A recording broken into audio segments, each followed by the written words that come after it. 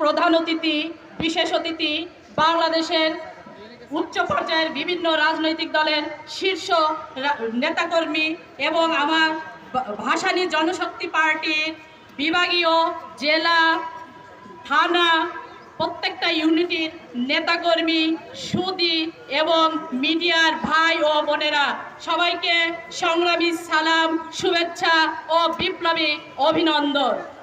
আজকে একটি ঐতিহাসিক সমাবেশ, ফারাক্কা লং মার্চ। এই বিষয়ে বিশদ আলোচনা রয়েছে, সেই আলোচনার আমি বিশদভাবে যাব না। ফারাক্কা আমাদের ভারতের কুল ঘেঁষে যে 54টি নদী রয়েছে, মোট 57টি নদী রয়েছে সীমান্তে, তার মধ্যে 54টি রয়েছে ভারত নষ্ট হয় এবং সাধারণ মানুষ বিপর্যয়ে পড়ে, বাংলাদেশের পরিবেশ ক্ষতিগ্রস্ত হচ্ছে। এই জন্য এই লং মার্চ শুধু একটা পদচারণা ছিল না, এটা ছিল বাংলাদেশের মজলুম নেতা, জননেতা, যার জন্ম না হলে এই বাংলা ভূখণ্ডের জন্ম হতো না, সেই মহান নেতার নেতৃত্বে একটা প্রতিবাদী সমাবেশ এবং লং মার্চ, যেটা রাজশাহী থেকে শুরু করে চাঁপাই নবাবগঞ্জের কানসাট পর্যন্ত অতিবাহিত হয়েছিল। সেই দিবসটাকে আমরা স্মরণ করি এই দেশের স্বার্থে, জনগণের স্বার্থে।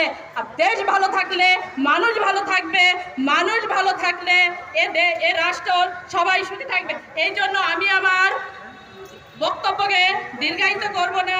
আমি প্রাজ্ঞ আলোচক যারা আছেন তাদের কাছ থেকে আমরা ধৈর্য সহকারে আলোচনাগুলো শুনবো। এই বছরেই শেষ হবে, এটা সংস্কার না সংশোধন হবে সেটাও যারা এই পানির বিষয়ে বিশেষজ্ঞ তারা এ ব্যাপারে দেশের স্বার্থে সিদ্ধান্ত নেবেন। জয় হোক মাওলানা, জয় হোক ভাসানী জনশক্তি পার্টি, অমর হোক মাওলানা আব্দুল হামিদ খান ভাসানী। ধন্যবাদ সবাইকে।